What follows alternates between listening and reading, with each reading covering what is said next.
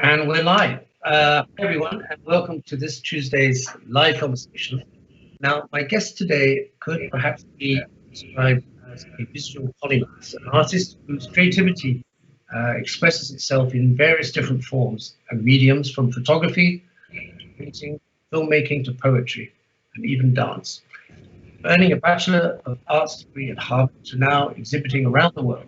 He's currently showing his work in a gallery in New York, from where he has kindly agreed to join us now. So let's jump on our digital aeroplanes and fly ourselves over to the Keys Gallery at 245 West 18th Street, New York City, where hopefully waiting to greet us is the artist Bill Fabs. Bill, are you there? Yes, I am. Thank you, Alastair. Bill, welcome. Hi, a big hi, and welcome to In Conversation. Thanks for having me on. Bill, this we can see in the background there. This is your current exhibition that you've just had an opening of, I think, last week. Yes. Tell us, how did the opening go? Especially given that you're having an opening in a particularly strange time. Yeah. I mean, the opening was last Thursday, so it was really the first large opening I've done during COVID. I had a couple shows that were traveling through Italy, but they got closed right before the lockdown, and then they got extended for a while, but no one really saw them. So this one was really, it was a big deal for me, just that in that I got a chance to go out and see people and show my work. And we had a really big showing. We had about 80 people come through, which was a big surprise. We thought we'd get maybe 30 or 40 people. But people were really excited to be out, and for a lot of people, it was the first time that they had been in a large group after the lockdown. So we were happy with the show for sure. No, that's great. Yeah, I can see why the people would be enthusiastic to get out. You're a New York artist. Is it still a good place to be an artist? I mean, I get the feeling that the ground rent's so high now that you need to be extremely wealthy to even live in New York.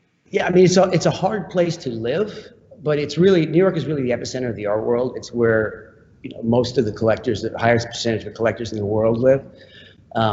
We have great galleries, great institutions, so it's a great place to be, to show work. And I have a studio in Long Island City, which is just across the river from 59th Street Bridge, so I'm very close to the Upper East Side. So for me, it's just the proximity. Having the studio close to the city is a great thing, because everyone in the art world comes through New York at least once or twice a year for art fairs or to see shows, and it's really easy for them to get to my studio. So for me, it's been great. It's really convenient, and I think it's important to have the presence. And even if I was a little further back in Bushwick or in Brooklyn somewhere, a lot of people wouldn't take the extra half hour to get there. I mean, I'm 15 minutes from the Upper East Side, where a lot of collectors live. So for me, it's important to be in New York. It's a tough city to live in terms of, there's not a lot of nature, and you need to get out often, but it's great to have a base, and I travel a lot. So for me, it works well, because I'm gone half the year anyway. I'm here for a month, and then I'm gone for a month. So it works out really well. Well, let's talk a little about the current show that we can see part of going on behind you. Does it have just give us a flavor of what you're showing there? And does it have a title? The show? Did you give it a name, or? Yeah, the show it's called The Ides of Spring, and it's a combination of, it's mostly works from my natural abstraction series, which I've been doing for the last 8 or 9 years, and which is kind of my homage to Asian art and Asian landscape painting and Japanese printmaking from the 19th century. So I'm using using photography, mixed media. It's a process I developed that includes photography, mixed media, painting, printing, and I mix these mediums together to produce these images that have this feeling of like a Japanese woodblock print, and kind of have inspiration from Asian art. So for this show, I'm showing 3 or 4 pieces from my most recent sub-series, if you will, of that series, where it's all works that I've made during the pandemic, but of the nature around New York City. So the idea being that you don't have to travel halfway around the world to a volcanic island in Japan, or to the Caucasus Mountains in Georgia to find nature. I mean, nature is everywhere, right? It's literally in your backyard in New York City, which is obviously a very busy metropolis, we have pockets of nature that people would be surprised about. So Prospect Park, parts of Central Park. There's a forest in Central Park on the northwest corner, and also Van Cortlandt Park in the Bronx, which feels like New Hampshire when you're in the middle of the North Forest. So nature's everywhere, and that's the idea. And so I use some of those photographs to make my mixed media pieces. So we'll talk more about natural abstractions, but let's we have a little short video that will give viewers an idea of what more about with this. Maybe we can show that now.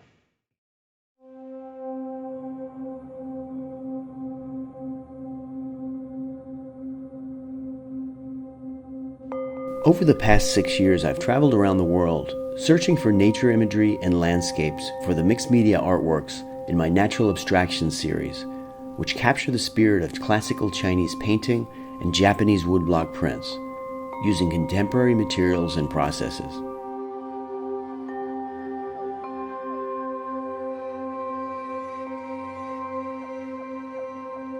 I use a unique process I developed that combines photography, printing, painting, and digital processes to create works that are my contemporary interpretation of nature motifs and imagery that have been created by generations of Asian artists.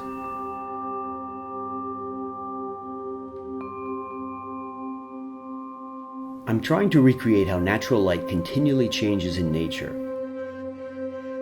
Because of the reflective quality of the works change constantly, all day long, as the quality of the light changes. I've been very much influenced by traditional Chinese landscape painting and the Asian aesthetic and sense of space. When I was a teenager, I was obsessed with martial arts and was very interested in Asian culture. I practiced wrestling and judo and a little kung fu, and was drawn to the discipline and spiritual element of the practice. When I was 25, I spent a year exploring in Asia. In China, I climbed the Buddhist holy mountain of Emishan and visited Shaolin Monastery, the birthplace of Kung Fu. I really felt something special in these mountains, and the experience made a huge impression on me.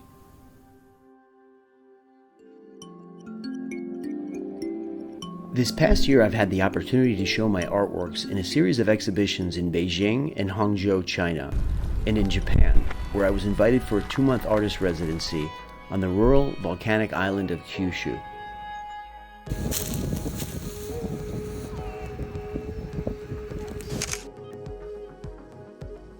In Japan, I shot in the rice fields, mountains, and bamboo forests, and at Buddhist and Shinto temples throughout the country.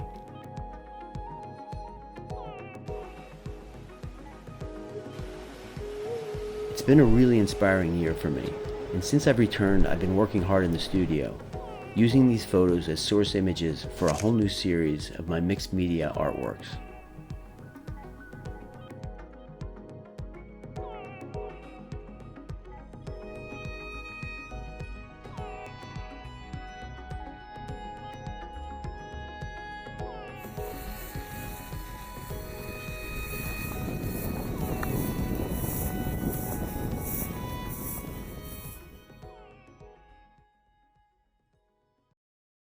Bill, you're obviously very drawn to the East, to Japan and China, places like that. What's the origin of that attraction? I think it started when I was a teenager. I loved martial arts and I loved kung fu movies. So I grew up kind of watching kung fu movies, and I was always attracted to that culture. And then I started doing. I was a wrestler. I started wrestling and doing. I did some judo and little kung fu, but that was kind of my introduction to Asian culture. And I've always felt this affinity to the imagery also. I mean, there was just something about kind of the negative space and these blank spaces in Asian art that kind of drew me in. Not sure why that is. What draws us to certain things. I mean, it's but it was really originally the martial arts, and then I wanted to kind of do an homage to a lot of my influences, and so I started playing around with trying to recreate imagery, and it kind of went from there. It's been about 10 years I've been working this series, which is very different from, as you know, from what I did before, which is, I was more classically trained. I would paint and draw and I did the figure for years, and I was actually kind of known as a colorist before. Can believe. And so for years, I drew the figure, I played with the figure, I abstracted the figure, I added color, then I kind of became more abstract and worked with landscapes, but I called them figurative landscapes because you could see a landscape, but you could see a body in it. And I used a lot of color, and then at a certain point, I felt like I had done everything, and I was, I got tired of this same type of this style, and I wasn't excited anymore. And at a certain point, I just said it's time to try something different, and I cut out the color completely, and I completely switched to, working in a totally different medium. And for the last 10 years, I have not worked with color at all. It's all been black and white, monochromatic, with this process I developed with gold foil. If you look at the works before, they look like a different artist's work, and that's the evolution I made. And I feel like I always want to kind of play with new materials and try new techniques. And when I get bored, it's time to move on, and I totally switch it up. Well, your interest in martial arts took you to Asia and to visit the home of Kung Fu, the Shaolin Monastery, which I've never been to, but I've certainly heard about it. What was that? Did that live up to expectations? Yeah, I mean, it's an amazing place. I mean, when I was there many years ago, before it's become a little commercial, but it was hard to get to. It was also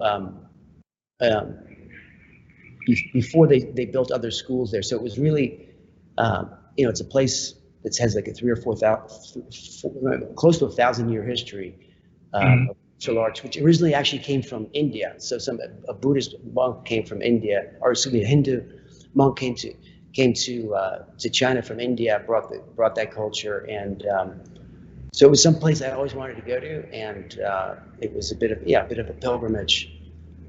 And on that same trip, which was my first trip to China, I went to a place called Shan, which is one of the 4 Buddhist holy mountains. So I shot there, and that's another series that I'm working on right now, which is the 4 mountain series, the 4 Buddhist mountains of China. And I've shot on 3 of them. And so every time I have a show in China, I do another mountain. And so there's one left, and I was supposed to do a show there this past year. It's getting canceled. That was canceled and getting rescheduled. So the next trip, I'll finish that series.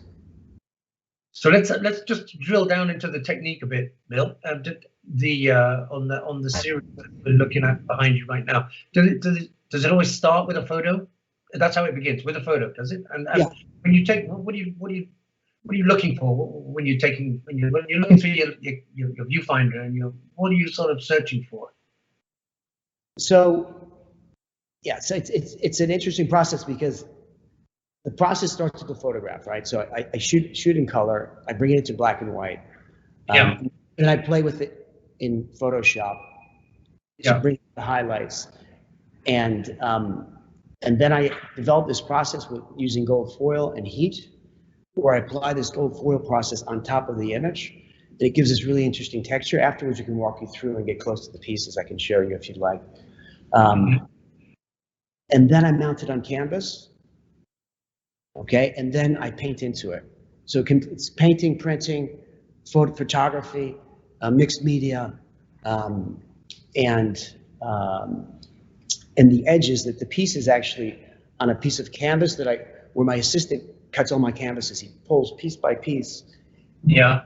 Each thread, so that if later you'll see each edge has a very rough quality. And so I'm trying to make it feel like it's a tapestry or an art historical object, because I'm playing with art history. And all the work I do with this series, with It's All Derivative, with the Artspeak series, I'm always playing with art history. So the idea is to use new materials, new mediums, put them together in a way that you're giving respect to the past, but it's also something that's new, and it's a contemporary artwork, right? James, can you pull up some of the images, and Bill can maybe talk us through them a little bit so we can see more of the detail? Because I did wonder how do you do this is one I think is particularly beautiful. How are they printed on the canvas, and how does that work? So they're actually not printed on the canvas. So this is an image that I shot. I did a series in Japanese Buddhist temple. So this is a tree, Buddhist temple tree. Yeah. And so it's actually a photograph that I apply the gold foil to. I apply gold foil, and then I mount on canvas afterwards. Okay. Yeah. So, yeah, I mean, I don't want to go too far into the technique because it's actually something I don't want a lot of people to understand totally. Okay. There's a bit of mystery. To leave a little mystery is always a good thing. Yeah, we see the gold foil. No, I mean, I was kind of interested to know how far you would go with telling me about your technique. I've had three or four assistants in the last 12 years. None of them have ever seen me work while I'm applying the foil. Obviously in the studio, but I close the room, so I don't really go to the process because I don't want people copying it. But it's something that's taken me about almost 10 years to develop. And so when people see the work, also it's very distinctive, and the signature, the gold texture, the monochromatic, and then the edges, which are rough. So people see the work, they know it's mine. And it's also like the other series that are completely like Artspeak, and it's all derivative. They're completely different subject matter, but I'm actually using the same technique throughout, which is this gold foil technique on imagery, even though the subject matter and the content is totally different. So I'm trying to stay consistent with technique and materials so that people know it's mine, and it's kind of a signature style. Yeah. But it's different in idea and in content. And so I guess with the gold foil means that it has a slightly reflective aspect to it, and that as you move across it, it changes with the light. Right, exactly. I mean, the pieces are changing really all day long. So, just like in nature, if you look at a tree in the morning, it looks different. The light is warm, and then it gets cool, and then it gets warm again, and it's always moving, and the sun is moving, right? So the shadows, there's always a play, and there's always movement. So I tried to find a process that would kind of mimic the way that light works in nature, and it works really well with these pieces, because as the day changes, the warmth of the light changes, and actually the work is it's a dynamic work, and it's always moving, it's always evolving. I mean, just like in nature, nothing's ever static, right? No, I mean, I absolutely agree. I mean, one of the things I don't like about photography or prints of photographs is that they don't change with the light. They're static. They don't. A photo print, just a straight print, looks pretty much the same any time of day. Right. And I don't know if you can see behind me, but I only have paintings on my walls here, and particularly that one is next to a window, and it looks completely different depending on whether it's the morning light or the evening light or whatever. The colors change, and what you're talking about is the same thing. In a way, they're more kind of paintings than photographs in a way. Yeah, I mean, so they're mixed media artworks, right? So I don't call them photographs, and I don't consider myself a photographer, although I started doing actually shows of my photos also. 2 years ago, I was invited to Japan for an artist residency, and as part of that, I had some shows, and at the end, I showed my photographs.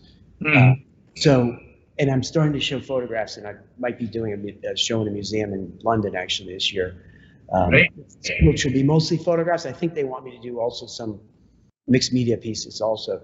So I don't consider myself a photographer. I consider myself a visual artist, and I like to use different mediums depending on what I'm trying to achieve. And I think there's just so many tools nowadays, right? You can paint, you can draw, you can print, you can do use 3D graphic imagery, which is the most recent thing I'm doing right now. In the last 2 months, I've been working with some CG computer graphics artists doing three-dimensional works that and that are videos that are going to be moving in space.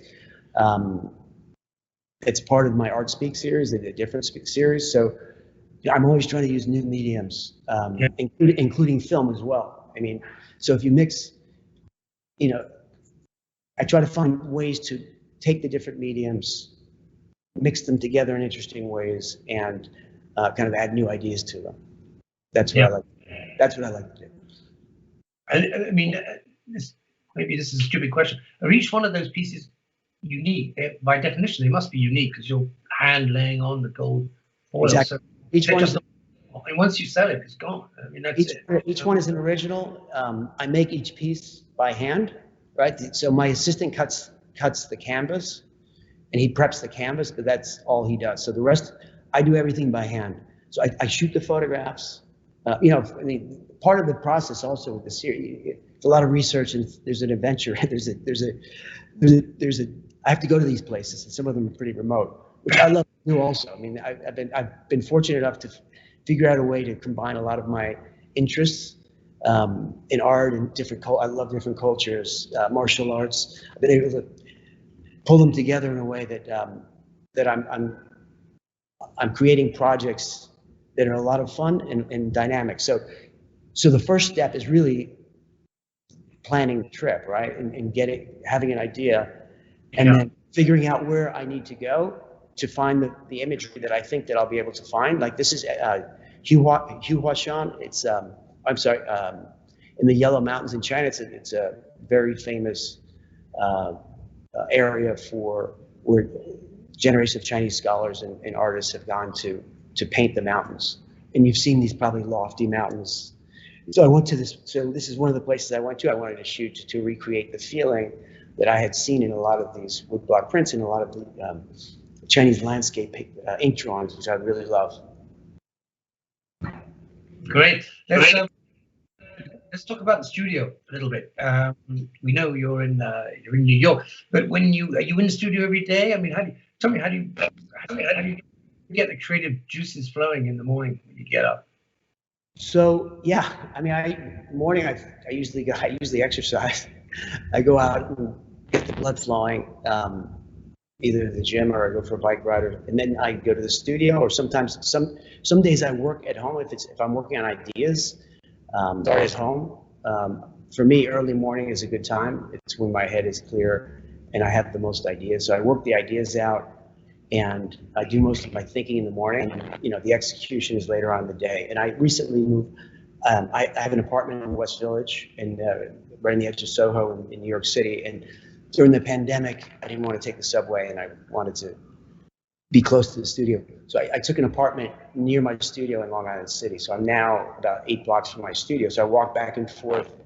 So it's right on the East River overlooking New York City. It's very open. It's space. Do you think it's important to have that separation between? Sorry, I'm getting some feedback. Do you think it's important to have that separation between where you live and where you work? Because I just think living in a studio, it's done. I mean, some people tempting not to do anything. Yeah, I mean, every artist is different, right? Nice to have the separation. Sometimes it's nice to be there, and if you don't want to travel and you don't want to move back and forth, you're there all the time. For some people, it works really well. Yeah. Here's a cheeky question for you, Bill.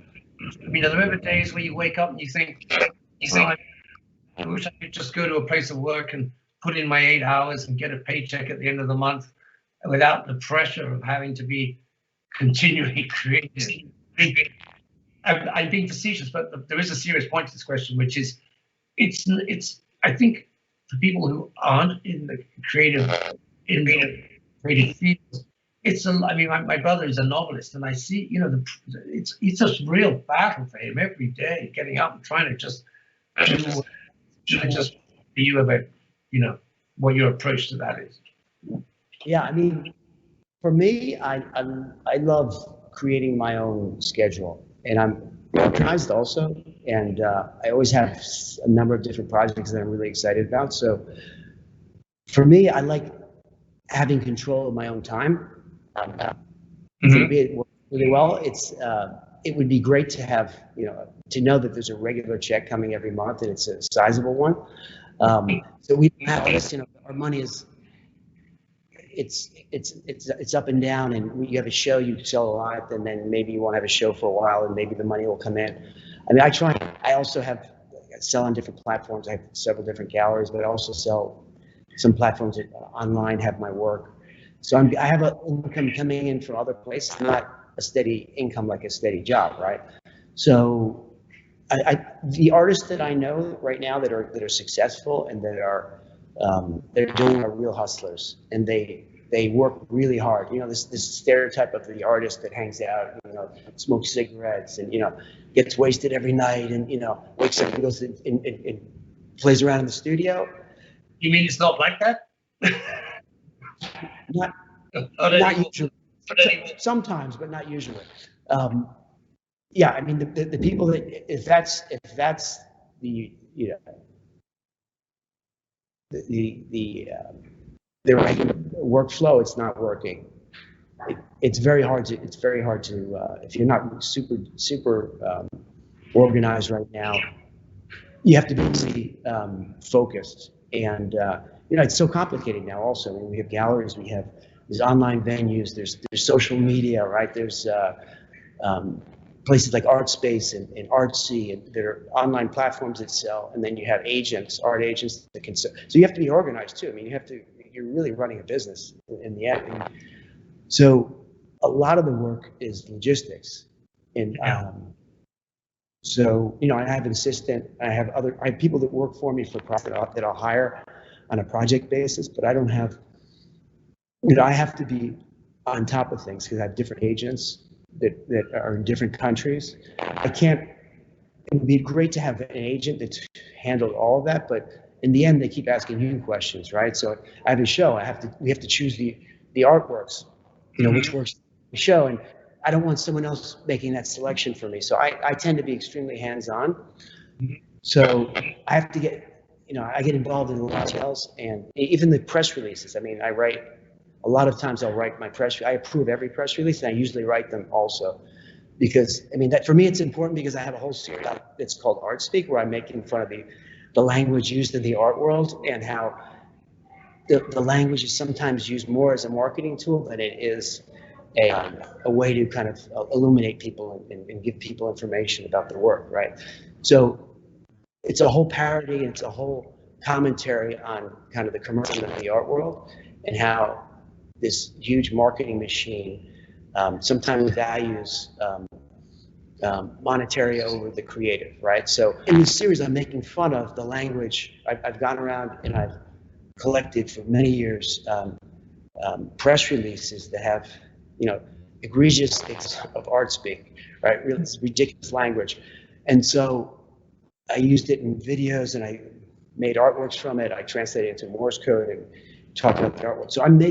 So because I'm making fun of it and I'm poking fun at this language, my press releases definitely need to look really good. So I can't rely on a gallery to put out a press release that has the thing that I right?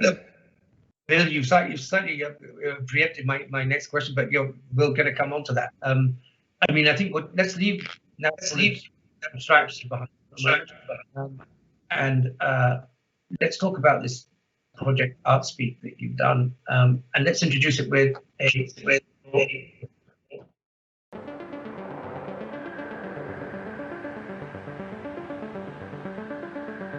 the language that's used right now in the art world is a reflection of that lack of substance in a lot of ways. These words that are being used are circulating within the art world. People outside the art world don't really use this language. So I started collecting these press releases, pulling the ones that had the most egregious examples of Artspeak that I could find. It's all about how people respond to language and how people react to the language of the art world. I'm having them read back these 3 phrases in their own voice any way that they'd like to. Several metaphors. have enabled them To think about art's contradictory Ability to communicate certain of its contents while also withholding information by maintaining its status as an enduring conundrum. So it's really a separate language, and it's a separate code. Why don't I deconstruct the phrases, deconstruct the language, make works of art out of that as well? And I'm taking that language, I'm translating that language into Morse code. Morse code is a visual, as an audible language. It's visual dots and dashes, but it also has a sound. Beep, beep, beep, dash, beep, beep, beep. You can hear it.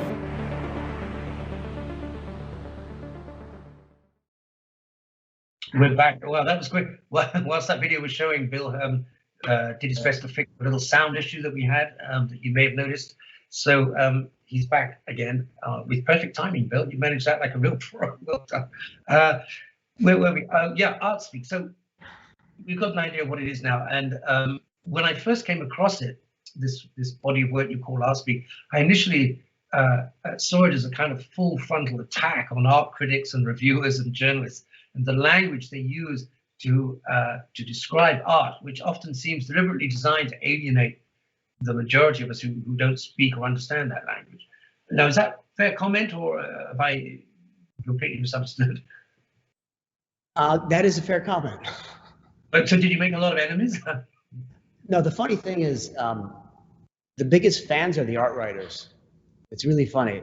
And in fact, if you look at my video, some of the videos that I did, I'm having people around the world read back this language. So it's people in countries all around the world from all different walks of life, cab drivers, people on the streets, but also people in the art world.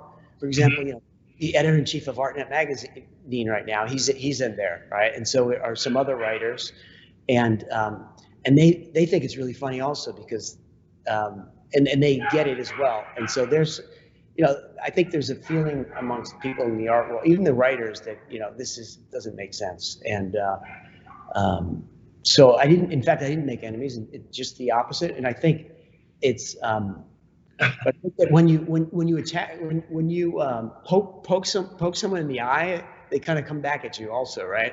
And they notice, and people, yeah. So, but I could completely see now why you have to be so careful with your presences and whatever you have to not fall into the trap of Artspeak. Right. Exactly. But and Morse code. Let's get on because Morse code is a big part of this. The way you use Morse code as part of the image, and or as a kind of, I guess it's a kind of, I'm guessing here, but it's Morse code. I mean, I have my own relationship with Morse code that I'll tell you about. It's when I left school, I joined the Merchant Navy as a navigator, as an apprentice. I mean, I was a baby, and part of my training was to learn Morse code. And it was a nightmare. I hated it, and it was really difficult to get, to be able to understand it. And my question to you, Bill, is it a kind of metaphor for a language that not many people understand? Is that? That's exactly what it is. So it's a code. So I'm playing with the idea of coded language, right? So I started using it with my Artspeak series. I wanted to do something about this language in the art world, and I started thinking about how I want to make artworks that include language, but I don't like extremely literal artworks, and I don't like the idea of having language that can be written and is extremely literal on the canvas. Mm-hmm. So I wanted something with some mystery that said something, that communicated something, but that communicated it in a code. So I looked at all different types of code. I eventually came up with Morse code for a few different reasons. I started using it in the Scouts also. I was a Scout in my day. I like the fact that it's the first code of the information age, the first binary code of the information age. So it was invented in 1806 by Samuel Morse, right? So it's new, but it's also at the same time not used anymore. So it's already outdated. So it's already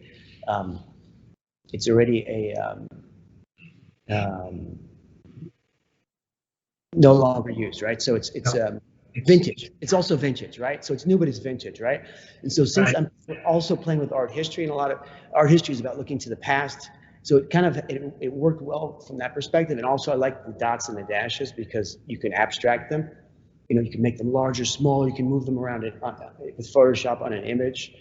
And also the fact that Morse code is it's not just visual, it's also auditory, right? So it's dots and dashes, right? You can see it, but you can also hear it, right? Like do do do do do, right? So it's got a sound, and it's got the graphic quality. So I play with that a lot, and I've made videos about it. I've done a film about it, and I commissioned a film composer to do a number of scores that use, as the base of it, use the electronic sound of do do do do do do do do do.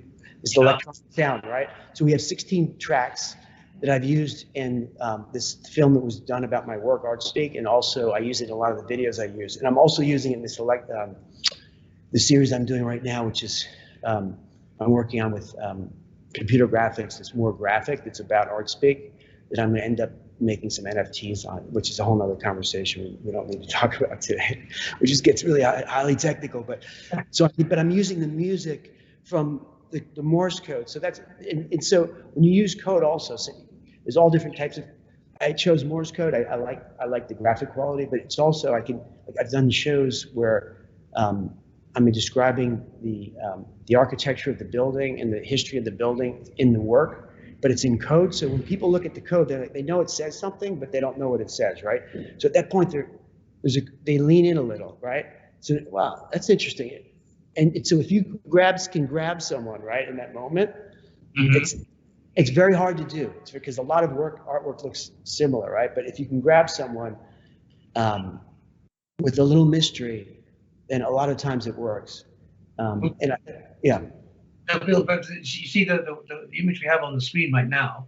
Can you pull that back up again, James, if you don't mind? Thanks. Which I think I think it really works as an image. But I just wonder, is there some of the dashes are elevated from the dots? Is that just for the graphic content, or is there a reason for that, or why is that? We play around in Photoshop and move the images to create space. Sometimes a little more space than you'd see if you were literally reading out a Morse code, right? So I'm taking a little artistic license. You can still read it. All the elements are there, but they've been moved and there's different space just to make it not look boring. If you just have a string of code together, they start to look the same, right? So what I'm doing is I'm giving more space. Some of them are more square, some of them have different shapes, the actual canvas. The texture is different. Some of them are more textured, some of them are less textured. Right. So, I'm trying to add some variety because that's important. And you went further with this Artspeak and asked people to send you in examples on Twitter, and then you digitally destroyed them. Is that right? People sending in examples of very convoluted critic language, and then have I got that right? Yeah, well, that was a project I did during one of the big art week in New York is the Armory Art Fair, and there's a lot of shows going on in New York City, and that's when a lot of the international art crowd is there. So I did this project where I got a computer hacker, a technologist, and a couple of video guys, and I got this guy to hack into the Twitter feed, right? And so the project is called Artspeak Incinerator. So what I did was I had people all around New York City going to different fairs, tweeting #Artspeak Incinerator if they found Artspeak. So they would tweet the Artspeak, it would come in and we would pull it off the feed, and we drove around in a truck with a projector that was pulling the feed and then projecting back on the buildings where it came from, and then kind of digitally incinerating it. So it was a cool project, and yeah. Right. I love it. No, I love it. You're still talking to the gallery directors. That's great. Yeah. No, I love it, and I particularly enjoy the way you pull together sound and graphics and photography and gold leaf and all these elements that come together. It really is multimedia. It's brilliant. I'm going to hit you with some questions, Bill. Is that okay? Because whilst Sure. we've been chatting, some questions have come in. If I can work out how to do this. Benjamin in San Antonio. Hi, Benjamin. Says, does the performance of the samurai inform your work or vice versa? Now, I know what he's talking about, but you maybe should explain what the performance of the samurai. Yeah, okay, so he's referring to, okay, so last Thursday night we had, I had the opening, and I'm training with the 7th generation samurai master, Zen Takai, and he just moved to New York City from Japan, and he's also a ninjutsu master. And so we had him perform in the space, actually right behind me right here. So he performed and did with his sword, and had a pretty amazing performance of like sword mastery. And so I think that's what he's referring to. So as we said before, I mean, my interest in Asian art really and culture really came from martial arts. So it's a big part of the practice, and I try, and it's part of my practice also. And so it's, I guess you'd say it's part of my life. Okay. Greg in Barolo in the Piedmont, that's a lovely place in Italy, says the Morse code looks like early music notation. Do you see a correlation? Yeah, you know, it looks like a lot of things. It looks like, I mean, Morse code is musical, right? It has a sound. So it's and it also looks a lot like calligraphy, and it looks a lot like Arabic script. And so when I'm doing, I try and create these textures that have kind of ambiguous symbolism. If you can see, like, and this one's a good example, you can see these lines, and it's a technique used when I manipulate the foil. So I like that feeling that it is musical, and it feels musical, and it feels like a lot of things to a lot of different people. And the idea of playing with language. I've also played with try to develop my own alphabet using a script that I have that is based on Arabic and Burmese. Arabic and Burmese are two of my favorite. Oh, I don't know if you can see that. That's an invented language. Yeah, I mean, I started this project. I started playing with the symbolism, and it was very complicated. I never finished it. You know, it's not easy to invent a language. So, but I still want to play with these characters and do something with them.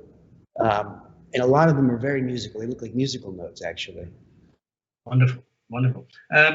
Nancy Thompson, United States, says, for your information, ham operators are still using Morse code every day on the airwaves. Well, yeah. There you go. It's kind of nice to know that it still, hasn't been inspired. Yeah, it's a hobbyist thing, I think. Yeah.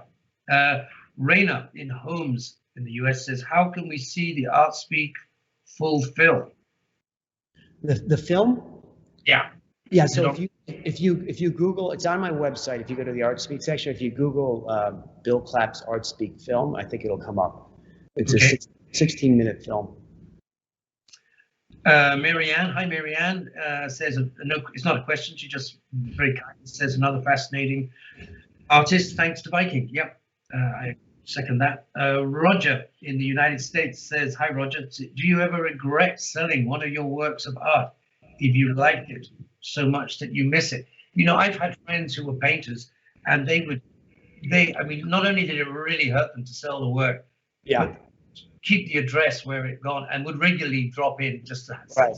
So that's actually a great question. I always keep a couple pieces from every series, and I try and keep a couple of good pieces also.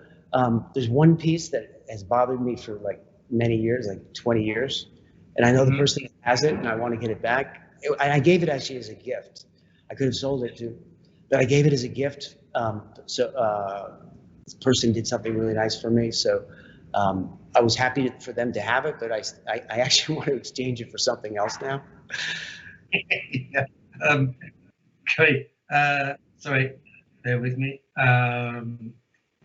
What have we got? Kathy.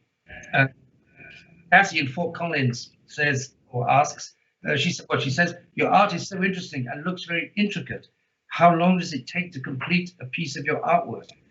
Yeah, that's a good question. Yeah. You have to tell Every artwork is different. I mean, there's a lot of process that's involved in these, including planning a trip and actually going to the place and shooting the photographs. So, I mean, it's a hard question to answer. Yeah, it's all different. Okay. Nancy L says, stunning work. I'm fascinated. Thank you, Nancy. Melissa in Davis. Melissa, you're not paying attention. She says, what is the Artspeak the artist talks about? Well, Melissa, we just talked about that. But because it's you, Bill will just quickly give us just tell Melissa, what is the Artspeak you're talking about? What is she wants to know what that one says? No, what is Artspeak? What is it? Oh, it's the use of it's the use of language in the art world that's used. The language that's used more as a marketing tool than as a means to kind of illuminate the artworks. Okay, there you go, Melissa. Nancy L says, do you sign your work? I do. I sign the works on the back, actually. And I have a framer who does a special frame that cuts out the back and he puts like a plexiglass over it. So it's signed on the back. I mean, years ago I used to sign on the front, but that's less contemporary now, and plus it's kind of takes away from the image. Yeah, okay, that's good. That's answered. I agree. I'm just scrolling down here. Nancy Thompson says, very beautiful technique. What is your educational background? Well, you went to Harvard, I know that. I did, yeah. And I studied I studied painting in Florence also. I studied at I drew for many years at the studio in New York, Spring Street Studio, which is still there. It's the best place to draw the figure in New York. I studied also at the Art Students League in New York, which has had, everyone's been through there, from like Man Ray to Jackson Pollock to, Rothko. So it's a great place to study in New York. And I teach, and I've taught myself a lot of the technical things that I work with. I mean, photography, I'm mostly self-taught. The digital tools I use, I've pretty much taught myself. Video, I've done some film work in the past. I mean, I've actually worked for Mazel's Films and a couple of early on in my career. So I've actually worked in film production in the past and done some film editing. So that helps me. Now I use Final Cut. So these are all softwares I've taught myself. Okay, great. Bertie in the United States says, does your work have a protective layer, such as a spray or a wax fixative? I do. I put 3 layers of a fixative that's a UV resistant spray, so that it protects the work, it protects the surface, and it ensures that it does not get yellow over time. Photos do. Listen. Yeah. Okay. Noel in the US says, I'm super inspired, and I got my paints out and started to paint. Well, good on you, Noel. Go for it. She has to get her camera out also. Yeah, get the camera. We'll get the camera out, get the paint, get the guitar out, whatever. Also. Lorraine in Austin says, does poetry ever inspire you? Japanese poetry. Maybe she's thinking of haikus. Oh, I don't know. Maybe she's not. I actually did. I was invited for an artist residency for 2 months in Japan, on an island in Japan, and the project that I did was shooting the rice harvest, and I did a book. Actually, I have the book here, and it includes. I was actually includes some haiku that I wrote. Oh, really? Oh my God! Oh, so great. to answer that question, Yeah.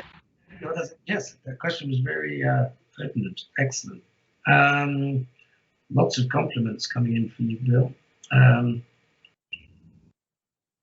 Curtis, hi Curtis, in San Francisco. Have you been an artist all your life? When did you? Oh, sorry. When did you find your calling? Tell us about your first work of art as well. Your first creative act. First book that I remember is an ashtray I made for my grandfather when I was 8 years old. It was a head with a tongue that stuck out, and then you put a cigarette on the tongue, and the ashes went into the throat. Excellent. So I guess since then. But yeah, since then, so you started when you were 8. That's great.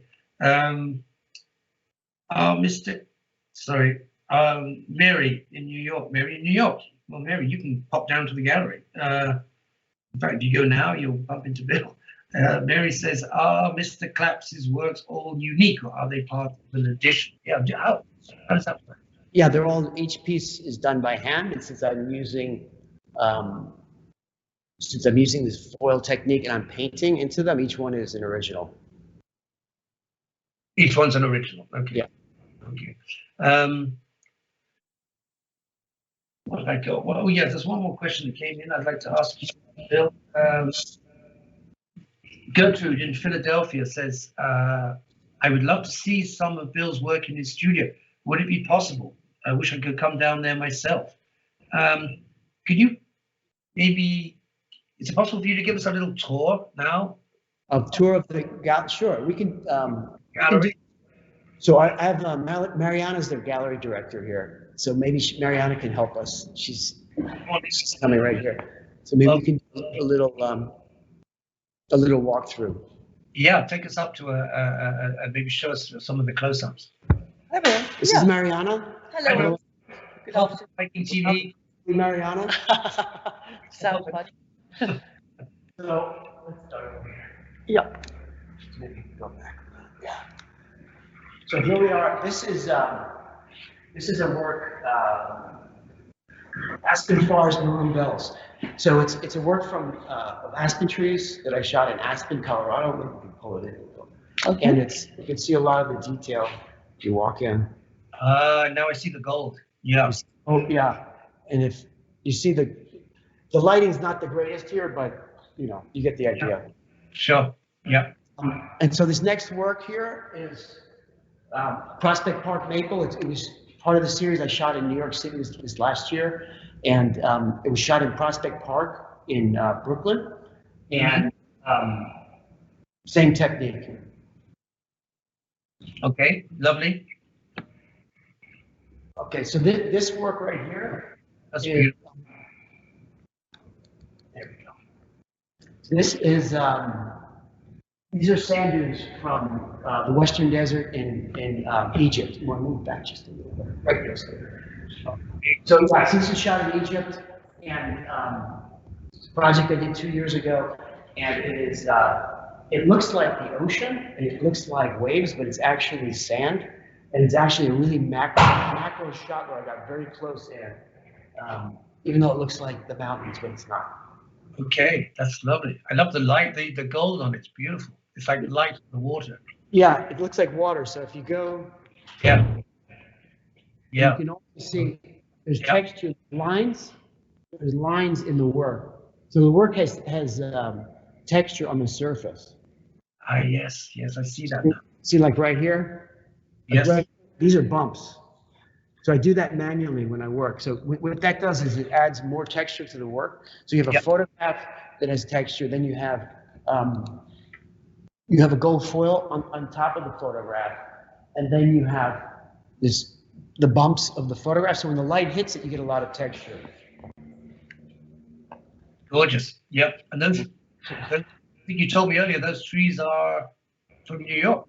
So this is New York also. So this is Prospect. This is Van Cortlandt Park in the Bronx, and then this over here is the Northwoods of New York of Manhattan. So this is actually Central Park. This is Central Park. And so it feels like New Hampshire up there. There's a small corner in the northwest corner that a lot of people don't know about, that haven't seen. But so we have nature in New York City.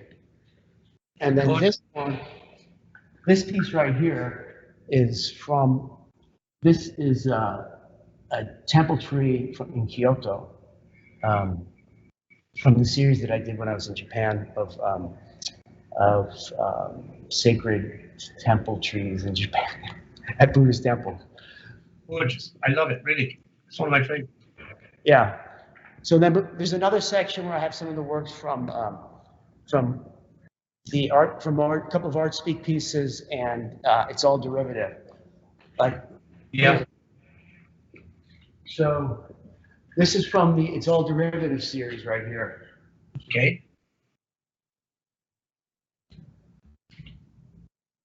Brigitte Bardot and Is that Bardot? Yeah, Bridget Bardot, and that's all. Audrey Hepburn. Oh, yeah. Yeah, the lighting is not great in here. That's a whole nother. We didn't talk about that series too much, but let's see. But you decided to go with you kept them all. I mean, I think that the concept behind that series is that nothing is original. Everything. Yeah, the idea is that nothing is original, and that we all get ideas from other people in front of that have come before us. So it's all derivative. Everything derives from something else, whether it's taking ideas and stealing ideas, appropriating ideas from other artists, or in religion, I did a whole series of religious icons where I used, you can see the gold foil. It feels like a little like Byzantine icons, right? So that was the idea of it. And also in religion, nothing is original. Christianity came from Judaism, which came from animistic beliefs. Buddhism came from Hinduism, which came from other type of animist beliefs. So everything builds on each other. And so, nothing's really truly original. And so we have to pay homage to those before us. And, why are we all fighting if all of our religions came from the same place, right? This series is part of the Artspeak series. Lighting is not the greatest. This is the positive version, and this is the negative version. Okay. This is my homage to Monet, an ode to Claude, a nod to, I should say. So I shoot these at my secret spot in upstate New York, which is this lily pond I like a lot, where I camp quite often. And the idea of the positive and negative is important because, in Asian art, there's the yin and there's the yang, right? Positive and negative. And so I'm playing with that idea, and I'm also doing that with a lot of these works that you just see the positive version. I also have a negative version of a lot of these. Okay. And so this last piece is from the Cuban rainforest. I did a project where I was shooting in species that were just found endemic to this area in Cuba. And it's all about conservation, environmentalism, and all that. So I'm a member of the Explorers Club in New York, and I'm a kind of a big environmentalist. Good. Next time you come to New York, we'll have a drink there. You bet. While you're there, I got a question from Stephen in Morristown, who says, "Can we visit the gallery? And if so, where is it?" Certainly. The gallery is, what's the address, Mariana? 245 West 14th Street. 245 West 14th Street, just off of the north corner of 8th Avenue. And it's open between, I think, Tuesday and Wednesday through Sunday. Wednesday through Sunday? Yeah, the afternoon. And the afternoon, Wednesday through Sunday afternoons. Okay, no, that's great. Stephen, get on down there. But another question says, the gallery display appears to be mounted with tacks. Are these rolled up for transit, or will they be mounted on frames eventually? So some of them, yeah. So some of them are mounted. Some of them are you just tack them to the walls. So if you look at this piece right here, you can see the edge. I like to show the edge and how rough it is. Yeah. Right. Yeah. And so, Okay. but some of them are mounted, but then we have some of them that are framed right here. Right. So I always frame them eventually after they're sold. We frame the pieces. Okay. Right. So it looks like that, but you don't want to frame everything for a shoot. It gets difficult to transfer to store afterwards if every piece isn't sold. I got one more question for you, Bill, and then I'm going to let you go. It's from Mike, and Mike is probably one of our most loyal viewers. It's a little cheeky question, though. She says, "What was the highest amount of money you ever got for one of your canvases?" And and uh, and do you have names for your creations? Yeah. Yeah, everything has a name. I mean, this piece right here behind me is $22,000. Wow, I didn't think you were going to tell us. Okay, that's great. 22. We're in it's a commercial gallery, so these are for sale. The smaller ones are, this very small pieces, 1,500, right? So, and the medium-sized ones are like 5,000 to 7,000. Okay. All right. I'm saving.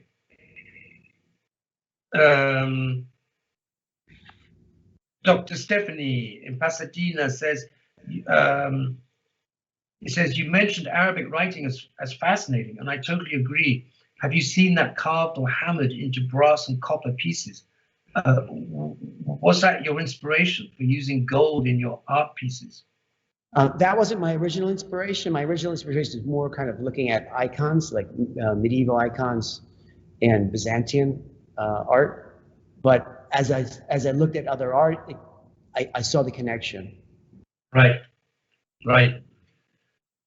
Bill, we're coming towards the end of our time now. You've been amazing. I just want to ask you, what can you give us a little hint of what's coming up? I mean, it seems to me that this natural abstractions work is your kind of magnus opus. That you've been doing it for 8 or 9 years now. Yes. Is it going to continue throughout your life, or are you moving on to other? Until I get bored of it, it will. I mean, I was supposed to go to India a week before the New York City lockdown. I had 2 artist residencies in Ladakh, up in the border of Tibet, in the mountains. I was going to shoot there, and then also at a Sanskriti Foundation in Delhi. So I will go there eventually, and I'll continue that series. I'm actually also working on a film. I'm working on a feature film right now, and it's a road trip set in the art world that hits on a lot of the themes in my work. And we have a great script.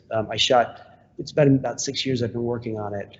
I shot a short film 4 years ago in southern Italy. It's a story between New York, a road trip through Italy that ends at a show in Venice, and we shot in Puglia, and the Puglia Film Commission is behind it. So I'm trying to get that off the ground. It involves raising money and doing different things. So I have a lot of projects going on right now. If you want to see that, you can see the short film also. If you Google Road to Lecce. Okay. In my name, you'll see it. It's also on my website, and it's also the feature is going to be called Retrospective. That's Lecce, Lecce. Yeah, I'd be interested if anyone's in the film world and interested in the project. I'd love to hear their thoughts on it. Yeah, lovely. Bill, what can I say? Thank you. 1,000 thank yous. Thank you. It's been a lot of fun. Thank you, director, for being a camera woman. She's been great. Yes. Thanking you as well. Yeah, thank you so much. And I don't know. It'd be lovely to see you on a Viking ship someday. When we're back sailing again, which hopefully shouldn't be too long now. Thank you so much. Thank you. Thank you. I wish you all the best and good luck with the show. Cheers. Thank you very much. Take care. All the best. Bye now. Bye-bye. Wow. Well, thanks again to Bill for lifting the covers on his work and his motivations. And as always, thank you very much to all of you for watching, because otherwise I'd just be talking in a vacuum. Thank you for sending in the questions. If I didn't get around to asking them all, that's because there were a lot. And I got to let Bill get on with the rest of his day. I hope I can be with you again soon. Stay well. And from me and the rest of the hardworking Viking TV team, thank you and goodbye.